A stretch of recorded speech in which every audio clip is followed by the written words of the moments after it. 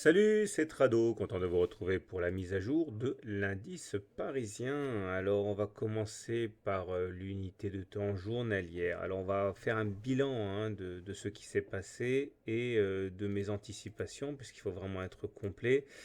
Alors j'avais dit en conclusion de la bougie de jeudi soir que tout était haussier maintenant, hein. On avait un triangle ascendant ici qui normalement se casse par le haut.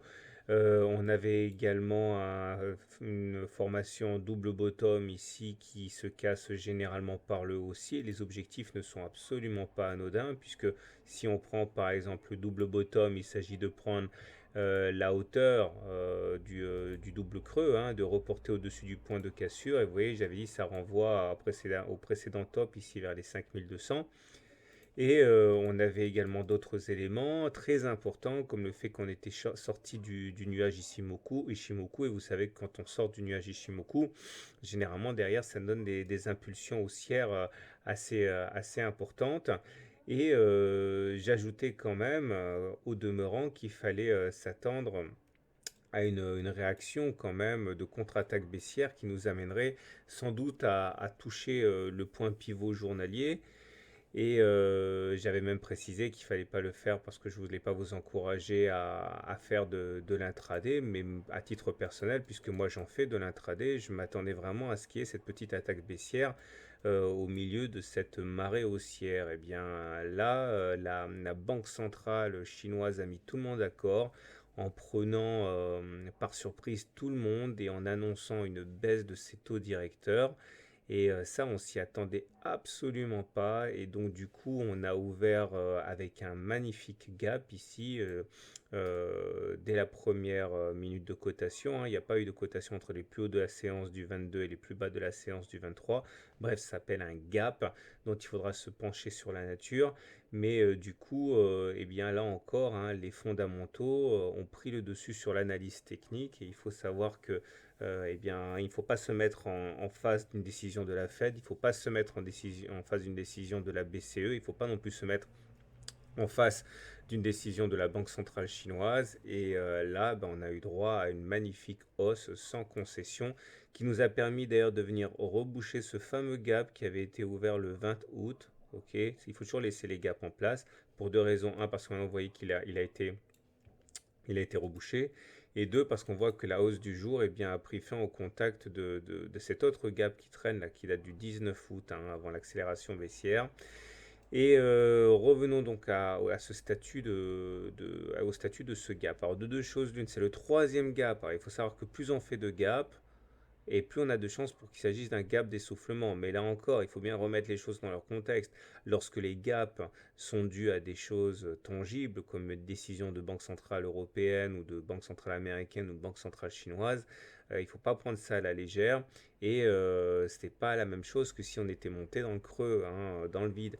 Alors là, soit il s'agit d'un gap de continuation et l'idée c'est de prendre toute la distance qui a été parcourue par la jambe qui nous a amené au gap et de le reporter au-dessus du gap, ça voudrait dire aller chercher, bien on retrouve cet objectif, hein, toujours le même, hein, des 5100, 5200, hein, correspondant également à l'histoire du triangle. Soit il s'agit effectivement d'un gap d'essoufflement. Et dans ce cas, il serait comblé dans moins d'une semaine et ça nous permettrait enfin d'aller chercher cet M20. Parce que bon, vous l'avez vu, on l'a vu à plusieurs reprises ensemble, le retour à la M20 se fait généralement rapidement. Sauf en cas de choses exceptionnelles, notamment comme là, hein, lorsqu'on a eu cette grosse vague de hausse avec justement un long laps de temps avant de tester la moyenne mobile, eh bien, ce sont des cas particuliers qui interviennent hein, généralement suite à des décisions majeures de banque centrale. Et c'est un petit peu ce qui se passe actuellement. Donc du coup, on peut tout à fait, contre les statistiques, contre les probabilités, ben, être en lévitation par rapport à la 20 beaucoup plus longtemps qu'on ne l'est normalement. En tout cas, et je l'ai dit déjà jeudi, hein, il ne faut pas se battre contre les banques centrales parce que vous allez perdre. Si vous shortez maintenant, même si vous pensez que la hausse est déraisonnée, même si vous pensez que, et je le lis hein, à droite à gauche, que ce sont des décisions qui sont stupides, etc., etc., comme disait Keynes, hein, le marché peut être plus longtemps irrationnel que vous pouvez être solvable, hein. Donc voilà, en Ichimoku, on a basculé aussi. Remarquez comme le SAR ici a déjà donné son signal haussier à 4600 lorsqu'il a été cassé. Et depuis, eh bien, on monte. Et les indicateurs techniques montrent que il y a des choses neuves et des choses moins neuves. Le stochastique, vous le savez, il est en surachat. Le CCI aussi, il est en surachat. Vous savez très très bien que ça veut dire que si vous spéculez à la baisse dans une situation où on est en surachat, il faut savoir que vous exposez quand même à des, euh, à des risques importants. Certes, on a une divergence baissière sur le momentum, mais bon, globalement, il faudrait que la force devienne négative, qu'on passe en dessous de 0 pour avoir une sorte de feu vert. Le Trix, bon, est toujours haussier, je ne sais pas pourquoi je l'ai mis. Par contre, regardez les volumes, hein. C'est-à-dire qu'on ne monte pas sur deux ou trois transactions, hein. Les volumes ont vraiment, vraiment significativement changé. Et ça montre qu'il y a peut-être un changement de paradigme, hein. Là, il y a des gros qui s'installent, hein.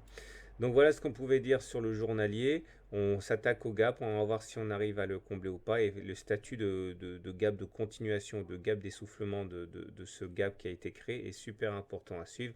Mais en tout cas, hein, bon, c'est super haussier. Ce qui m'amène justement à l'hebdomadaire et au mensuel.